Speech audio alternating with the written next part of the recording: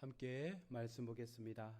신약성경 에베소서 5장 22절에서 우리 33절 말씀입니다. 신약성경 제가 가진 성경은 316페이지 에베소서 5장 22절에서 우리 33절 말씀을 한 절씩 우리 교독하며 같이 읽도록 하겠습니다. 에베소서 5장 22절에서 우리 33절 말씀 함께 교독하겠습니다.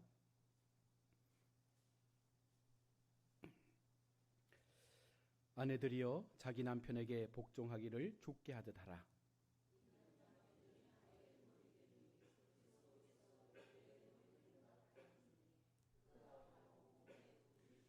그러므로 교회가 그리스도에게 하듯 아내들도 범사에 자기 남편에게 복종할지니라.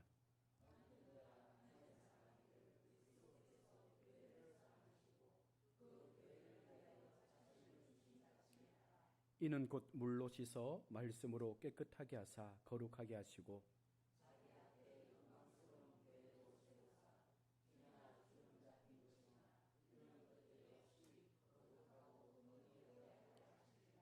이와 같이 남편들도 자기 아내 사랑하기를 자기 자신과 같이 할지니 자기 아내를 사랑하는 자는 자기를 사랑하는 것이니라.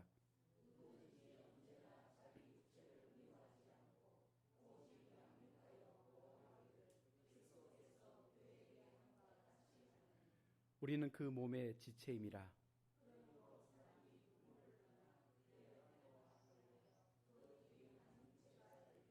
이 비밀이 크도다. 나는 그리스도와 교회에 대하여 말하노라. 그러나 너희도 각각 자기의 아내 사랑하기를 자신과 같이 하고 아내도 남편을 존경하라. 아멘. 이 시간 시온 채방상불의 찬양 하나님께 올려드립니다.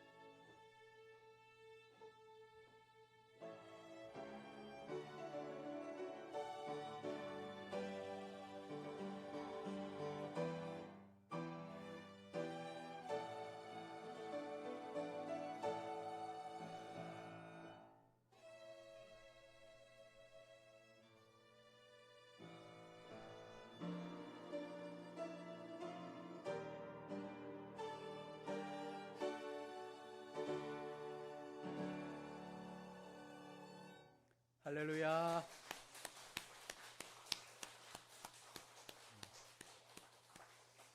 우리 가야합교회 성도들은 복된 자들입니다.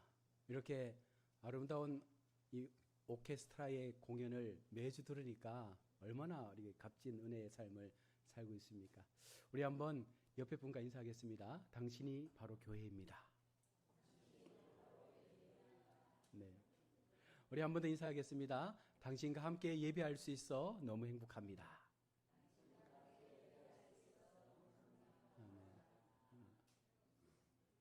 옆에 분 때문에 행복하시죠? 네. 억지로 앉아 있는 거 아니시죠? 네. 우리 모두가 하나님 안에서 하나됨을 우리가 이룰 수 있기 위해서는 모두를 사랑할 수 있는 마음을 가져야 하는 줄로 믿습니다. 네. 때때로 조금은 부족한 모습이 보여도 나를 바라보고 여러분 내 눈 속에 있는 들보를 바라보면서 정말 하나님 앞에 우리 모두가 건강하게 세워져가는 우리 가야합교회가 되기를 축복합니다. 오늘 본문의 이 말씀은요, 우리가 언제 많이 들어요? 결혼식에 많이 듣죠. 주례할 때 목사님께서 많이 사용하시는 본문인데, 물론 새 가정을 이루고 새 출발을 할 때 이 본문의 말씀처럼 부부가 하나 되는 것이 너무나 중요합니다. 그러나 오늘 말씀은요, 바로 교회론에 대한 말씀을 예수님께서 하고 있는 것입니다. 신랑과 신부라는 이 비유를 통해서 우리 가운데 교회가 어떤 곳인가에 대해서 말씀을 주고 있습니다. 오늘 본문은 교회에 대한 정의를 어떻게 내리고 있습니까? 교회는 곧 예수님의 신부라라고 말씀을 하고 있습니다. 왜 예수님께서 교회를 주님의 신부라고 그렇게 말씀을 하고 있는 것일까요? 그만큼 예수님께서 교회를 바라보실 때 그 교회를 향한 사랑, 애착이 너무나 컸다는 거예요. 교회를 너무나 사랑하셨기에 정말 평생을 함께 갈 나의 신부와 같은 모습으로 교회를 지키고 또한 세워갈 것을 약속하고 있는 것입니다. 우리가 교회라는 이 이름을 가지고 모였다는 것은 결국은 하나님 안에서 우리 모두가 특별한 존재로 부름을 받았다라고 하는 그 증거가 되는 것이죠. 교회는 예수 그리스도로부터 특별한 권한을 부여받은 정말 하나님께서 쓰시기에 합당한 그런 모습으로 이 땅 가운데 세워졌습니다. 여러분, 결혼하게 되면 신부는 신랑의 모든 그 권위에 함께 종속되지 않습니까? 요즘은 좀 여성의 권위가 더 뛰어나긴 하지만 어쨌거나 우리가 보편적으로 결혼을 하게 되는 순간 남편이 누리는 모든 것들에 대해서 아내가 함께 공유하며 남편의 그 위치에 함께 올라가는 모습을 보게 되는 것입니다. 신랑이 잘난 사람이면 아내도 잘난 사람 되는 거예요. 신랑이 부유하면 아내도 그 부유함 속에 포함되는 것입니다. 신랑이 고귀한 사람이면 아내도 고귀한 사람이 되는 것이죠. 신랑이 유명한 사람이면 아내도 덩달아 유명해질 수밖에 없고, 여러분 이것이 바로 결혼의 관계를 통해서 부부가 누릴 수 있는 특권인데, 우리가 예수 그리스도의 신부가 되어졌다는 것은 예수님의 그 권위에 우리가 함께 종속된다는 것입니다.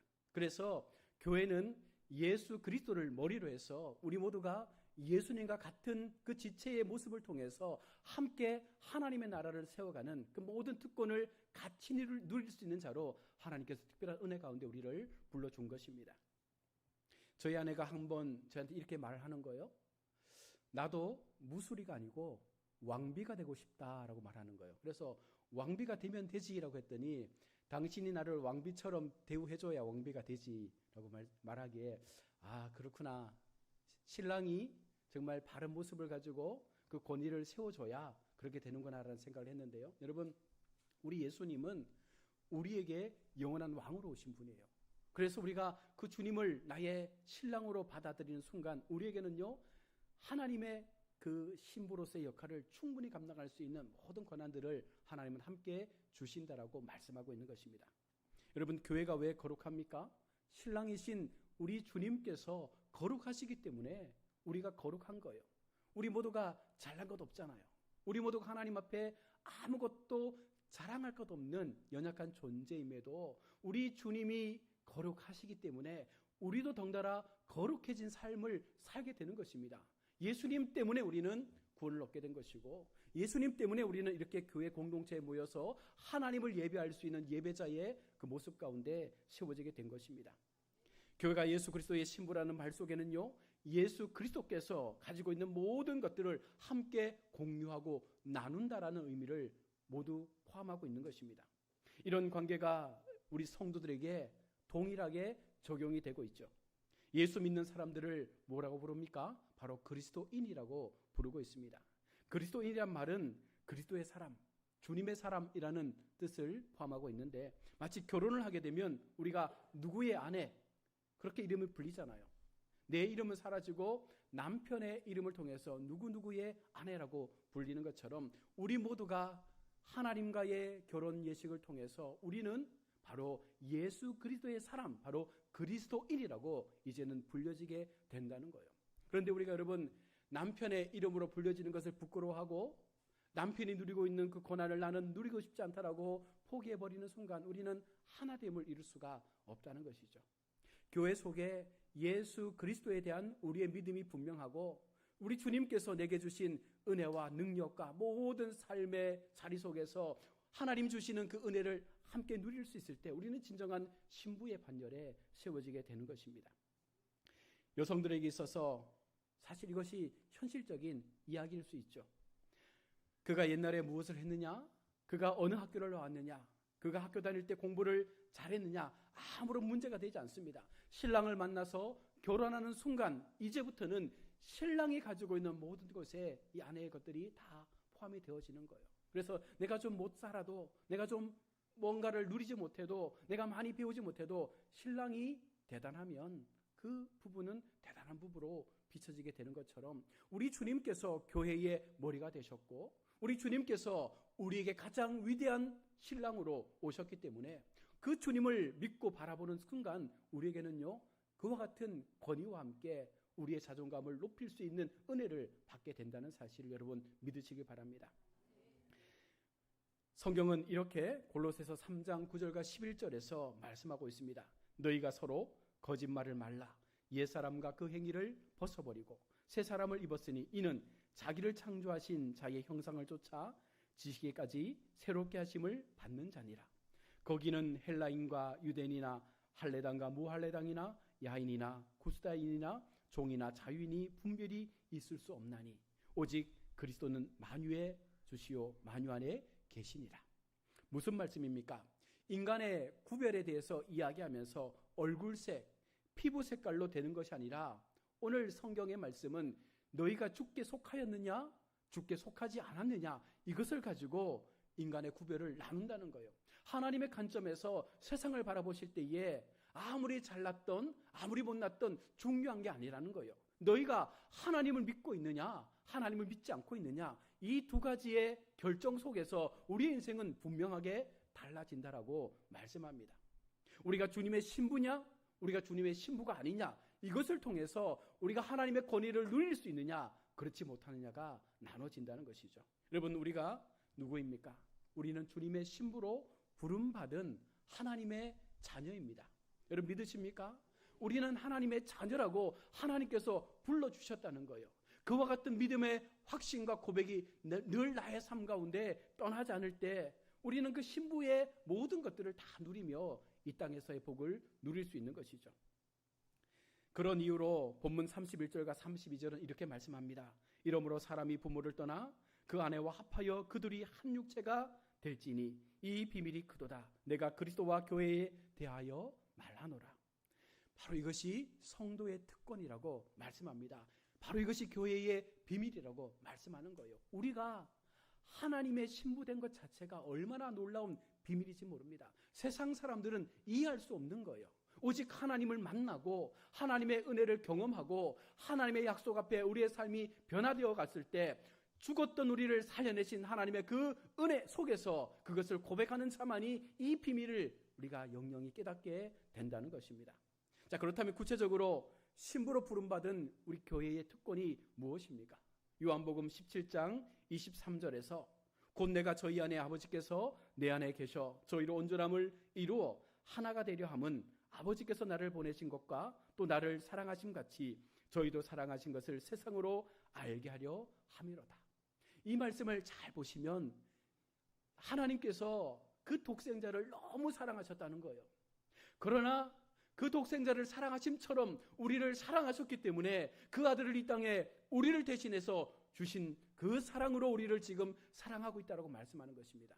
우리가 하나님 앞에 어떤 존재입니까? 라고 고백한다면 우리는 예수님을 대신할 만큼 예수님의 생명을 주심과 같이 우리를 사랑하신다고 말씀하는 거예요. 하나님의 그 사랑이 여러분 느껴지지 않습니까? 하나님이 우리를 얼마나 사랑하시는지, 하나님께서 우리를 얼마나 하나님의 자녀로 부르셔서 그 사랑 가운데 세우시기를 바라시는지를 말씀하고 있습니다. 우리가 주님을 믿을 때 여러분 그냥 허투루 믿는 건 아니에요.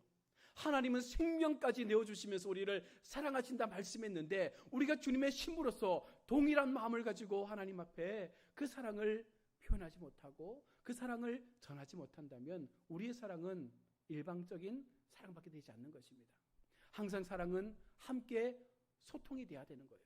하나님이 나를 사랑하시는 것처럼 우리도 주님을 사랑하고 그 사랑을 입은 우리가 세상을 사랑할 수 있는 마음을 가지고 이 땅을 살아갈 때 우리가 곧 교회가 되는 것이고 그 교회가 하나님 앞에 영광된 모습으로 세워지게 된다는 것입니다. 교회와 성도가 심부된 특권 중 가장 값진 것은 바로 예수님께서 우리를 사랑하고 있다는 것입니다. 그 사랑 때문에 우리는 이 하루를 하나님 앞에 내어드릴 수 있는 것이죠. 바울의 고백을 들어보십시오. 고린도전서 3장 18절에서 23절의 말씀입니다.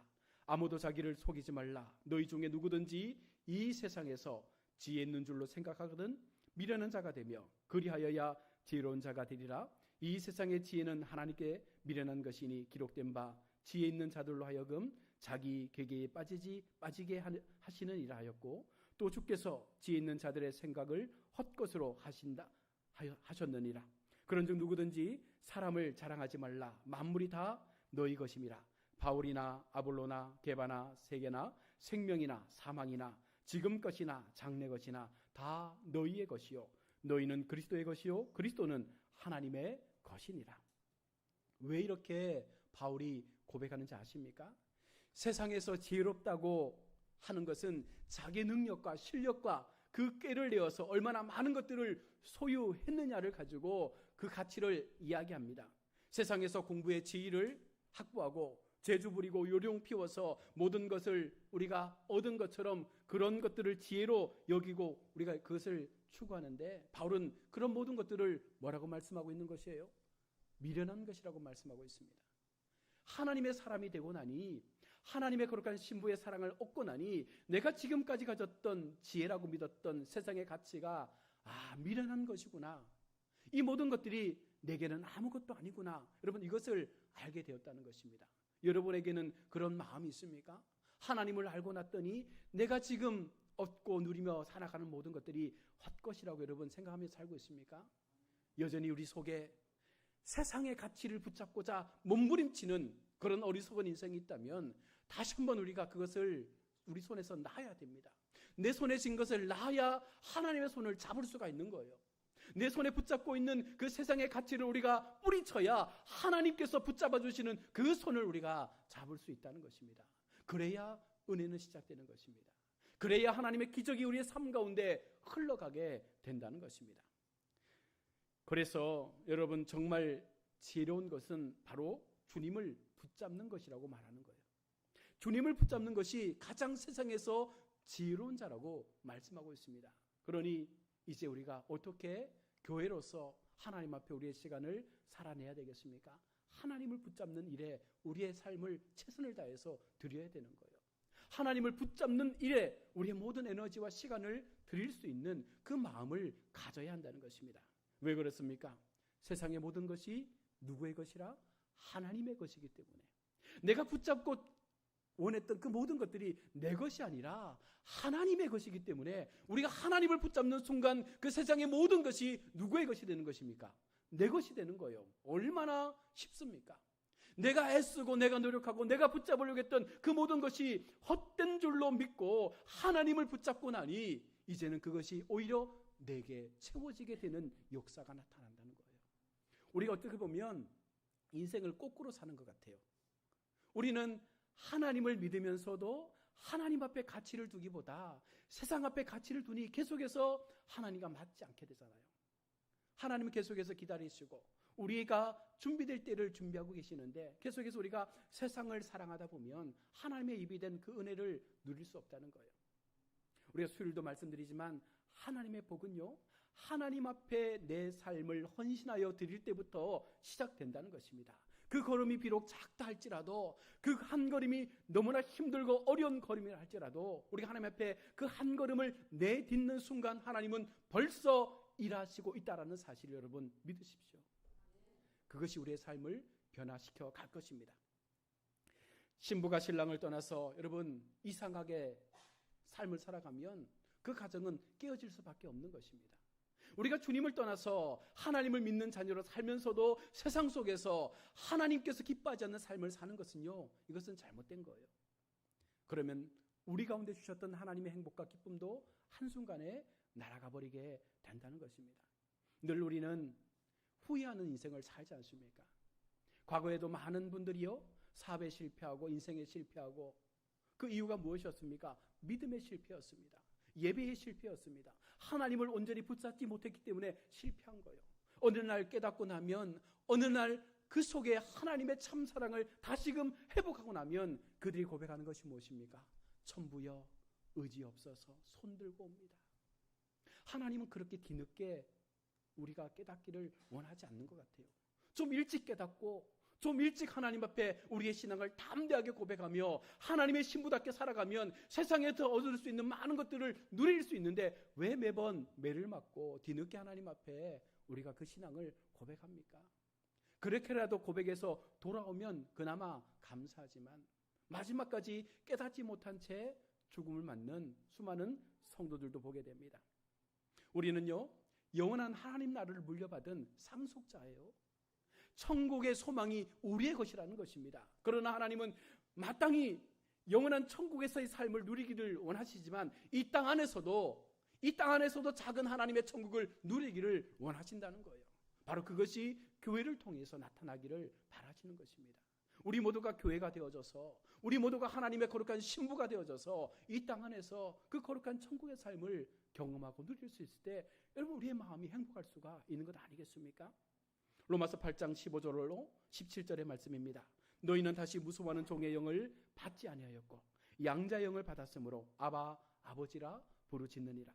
성령이 친히 우리 영으로 더불어 우리가 하나님의 자녀인 것을 증거하시나니, 자녀임은 또한 후사 곧 하나님의 후사요 그리스도와 함께한 후사니 우리가 그와 함께 영광을 받기 위하여 고난도 함께 받아야 될 것이니라. 우리에게는요, 이기적인 마음이 있습니다.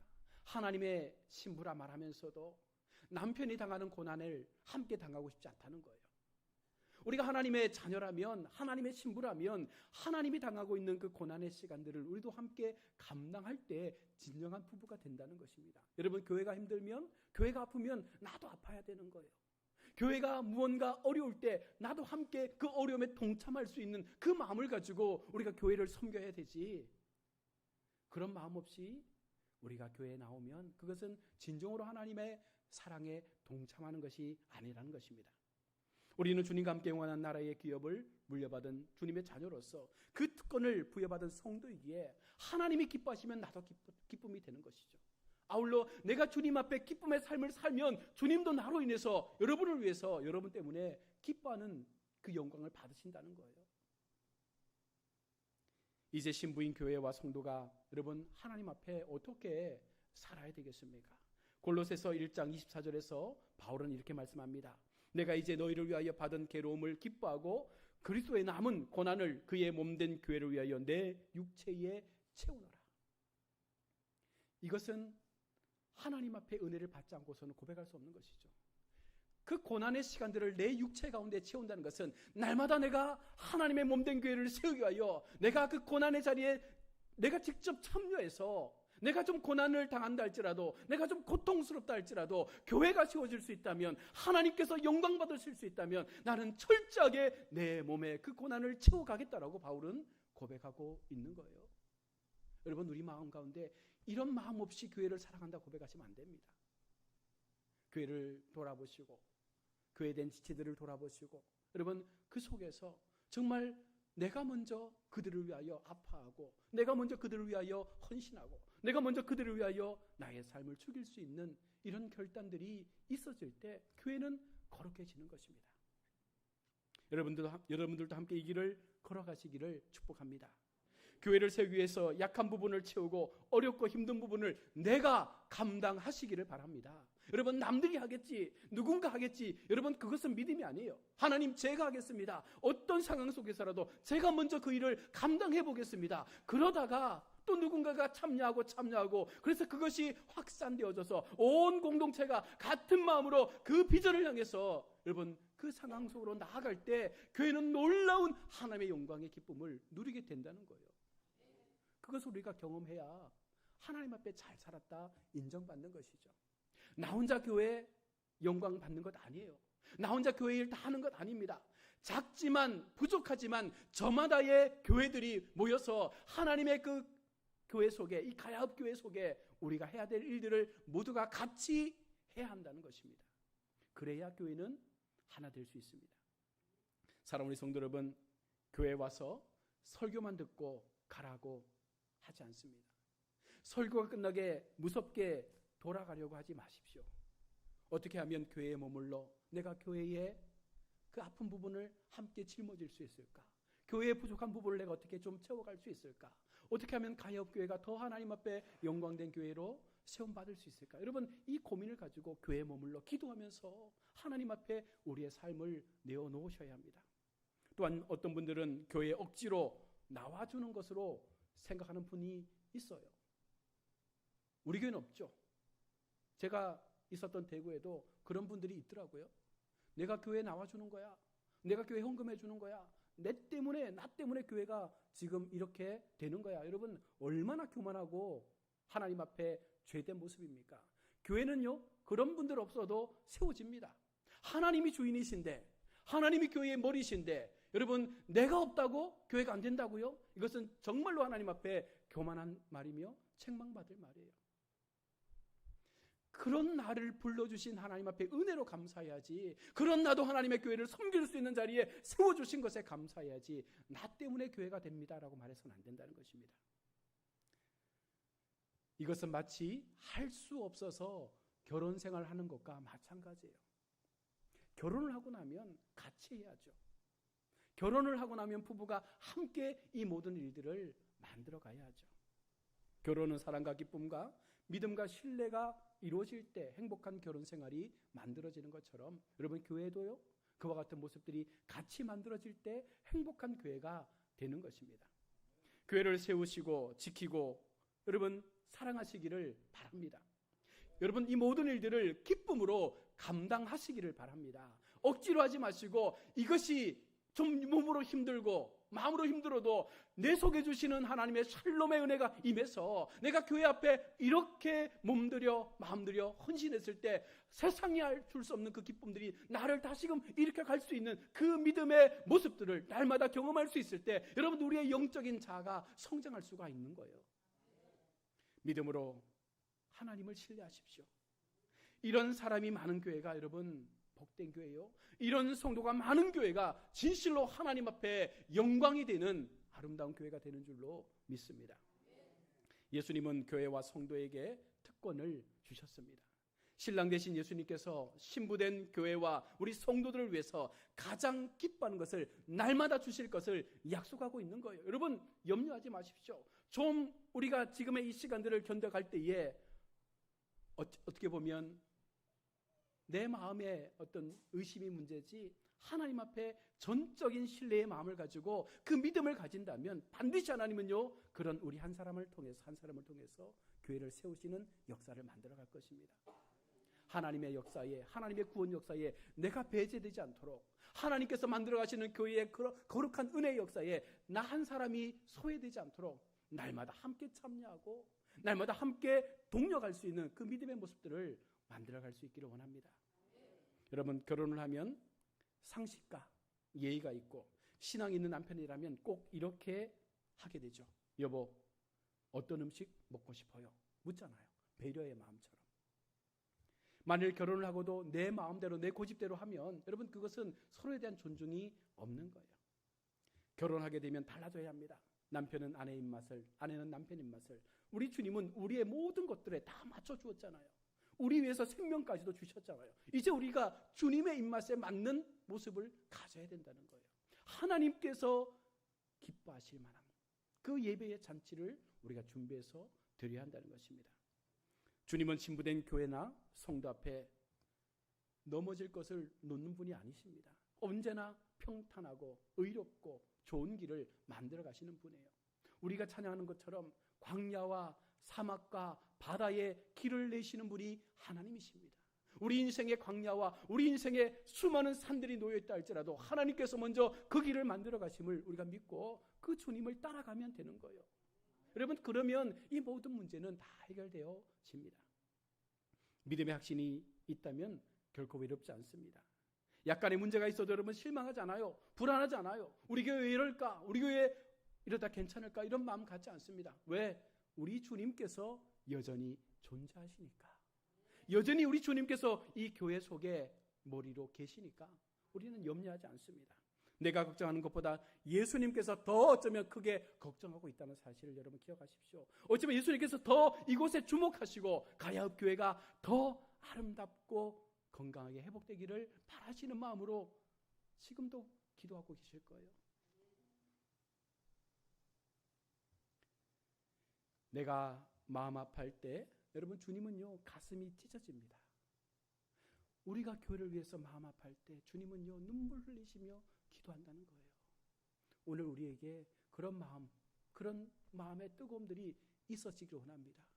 교회를 생각할 때마다 눈물 나고 교회를 바라볼 때마다 가슴 아프고, 하지만 그럼에도 우리 주님이 이 교회의 주인 되심을 믿기에 주님 제가 버텨보겠습니다.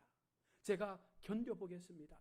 정말 주님 앞에 내가 이 교회의 헌신자로 하나님 앞에 나를 드려보겠습니다. 주님 부족할지라도 나를 사용하여 달라고 여러분 고백하는 이와 같은 믿음의 모습들을 하나님 앞에 고백하시길 바랍니다.